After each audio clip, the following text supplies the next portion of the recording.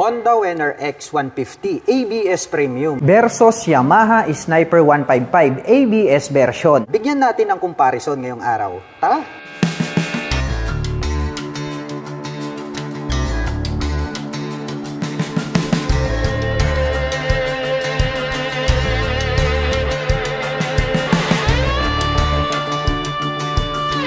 Ito pong ating Honda Winner X150 ABS Premium ay napakaangas din talaga nito pong kanyang headlight design. Nandito po sa bandang ibaba, ito pong kanyang high beam and low beam.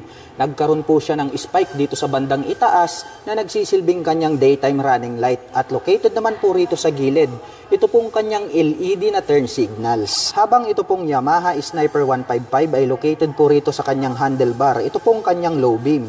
At located naman po rito sa bandang ibaba, ito pong kanyang high beam. At mayroon po siyang spike dito sa bandang itaas na nagsisilbing kanyang daytime running light. At located naman po rito sa bandang gilid, ito pong kanyang bulb type na turn signals. Ito pong Honda Winner X150 ay gumagamit po ito ng traditional telescopic fork na gold color dito sa harapan. Habang naka monoshock absorber naman po dito sa likuran. Black color naman po ang front telescopic fork ng Yamaha Sniper 155. At naka monoshock absorber din po ito pong Yamaha Sniper 155. At ang Honda Winner X150 ay gumagamit po ito ng single rotor disc brake na flower design with single pot caliper na Nissin brand gold color with ABS. At naka-single disc brake na flower design dito sa likuran with single pot caliper na gold color Nissin brand. Habang ang Yamaha Sniper 155 ay naka-single rotor disc brake din po ito with 2 pot caliper na gold color with ABS. Ang parehong underbone motorcycle na ito ay equipped with anti-lock braking system dito sa harapan. Naka-single disc brake din po dito sa likuran with single pot caliper na gold color. Maporma din po pala ito pong stock na upuan nito pong ating Honda Winner X150. Combination po pala ng gray at black ito pong kanyang seat cover.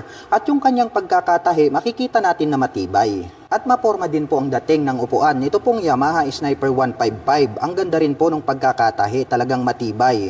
At combination naman po ng black at gray ito pong kanyang seat cover. At ito pong Honda Winner X150 ay naka-cast wheel po ito na black color. At may sukat naman po ang kanyang gulong rito sa harapan na 90 by 80-17. Habang naka-black color naman po ang cast wheel ng Sniper 155 at may sukat po ang kanyang gulong rito sa harapan na 90 by 80-17. The same lang din po sila ng sukat ng kanilang mga gulong rito sa harapan. At ito pong Honda Winner X150 ay mayroon po itong 6-speed manual transmission along with assist and slipper clutch. Habang ito pong ating Yamaha Sniper 155 ay naka 6-speed manual transmission din po ito at mayroon din po itong assist and slipper clutch. Alloy naman po ito pong ating foot pegs para sa ating rider. Mayroon po siyang rubber cover on top. Habang alloy din naman po ito pong ating pillion step para sa ating back rider. Habang ito pong ating Yamaha Sniper 155 ay alloy din po ito pong kanyang foot pegs para sa ating rider. Mayroon po itong rubber cover on top at alloy din po ang kanyang pillion step para sa ating back rider. Para pong sungay ang pagkakadesenyo nito pong kanyang integrated na grab bar. Habang naka V-shape design naman po ang integrated na grab bar ng Yamaha Sniper 155. Tubular po na metal ang swing arm ng Honda Winner X150 at mayroon naman po itong built-in na chain protector. Habang tubular din po na metal ang swing arm ng Yamaha Sniper 155. Included na rin po rito yung kanyang chain protector at mayroon din po siyang built-in na mudguard. Ito pong Honda Winner X150 na ABS Premium ay black color po pala. Ito pong kulay ng kanyang cast wheel.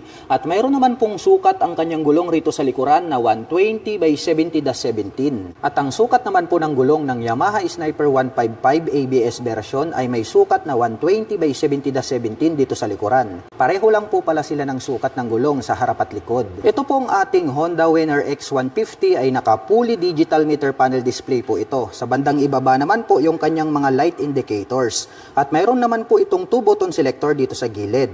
At pagdating naman po sa kanyang mga button selectors, mayroon po itong passing light, high beam and low beam, horn at ang kanyang turn signal selector.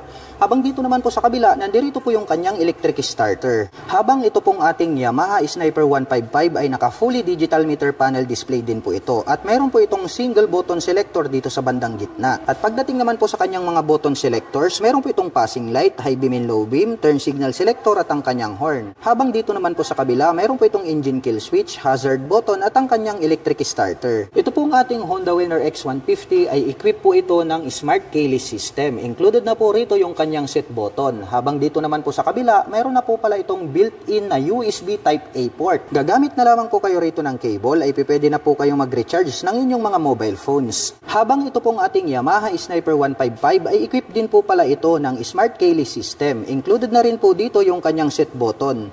Habang dito naman po sa kabila ay meron na po itong built-in na USB charging outlet. Gagamit pa po tayo rito ng car lighter para makapag-recharge po tayo ng ating mga mobile phones at gadgets. Naka full LED na po pala ang taillight nito pong Honda Winner X150 at located naman po rito sa bandang ibaba ito pong kanyang mga naka-pop up na turn signals. Habang naka-LED na rin po ang taillight nito pong Yamaha Sniper 155. Located naman po rito sa bandang ibaba ito pong kanyang mga naka-pop up na bulb type na turn signals. Naka-all black po ang kulay nito pong pipe nito pong Honda Winner X150 at mayroon naman po itong single exhaust. Habang combination naman po ng black at gray ito pong pipe ng Yamaha Sniper 155 at mayroon din po itong single exhaust. At pag-usapan naman po natin ang kanilang mga engine specifications. Ang Honda Winner X ay mayroon po itong 149 cubic centimeter engine displacement to be exact. Naka single cylinder dual overhead cam, 4-stroke with 4 valve at nakakapag-provide po ito ng maximum power na 11.5 kW at 9,000 RPM. Habang nakakapagbigay naman po ito ng maximum torque na 13.5 Nm